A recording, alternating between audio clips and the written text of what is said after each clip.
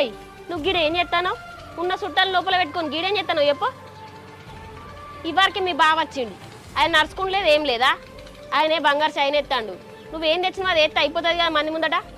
బౌరబుల్లా ఇదంతా నువ్వు చేయబట్టనే. నేను ఆ రోజు మల్లక్క దగ్గర 60,000 తీసుకొచ్చి అద్దుతున్న అంత బంగారం తెచ్చి మెడలు ఎత్తా అని చెప్పిన. నువ్వు విన్నావు అన్నమాట. కవ్వర ఉడితివి. నన్ను ఎప్పుడు చూడు కంట్లో పెట్టుకుంటావు. ఇప్పుడు వాళ్ళందరూ ముంగట నా ఇజ్జత్ మానం తీస్తావు నువ్వు. అగో ఎందుకు ఇజ్జత్ పోతుంది?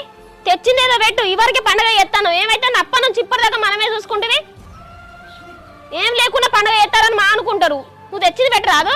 నువ్వు అనుకుంటే అయిపోయినా వచ్చిన చుట్టాలు ఏమనుకుంటారు? మా బావ వాళ్ళు అవ్వేమనుకుంటారు, అలా బాబేమనుకుంటారు, అలా సూపర్ గా ఏమనుకుంటారు. ఆయనకు తెలియదు అయ్యింది ఇన్ని రోజులు మన ఇంటికన్నా ఉన్నదని. ఆయన అసలే కొంచెం పోడు తెలియదని ఇప్పుడు మాట్లాడబడుతుంది. మరి పెడతావా? మరి ఉన్నదంతా ఊడ్చి పెట్టుకో మరి.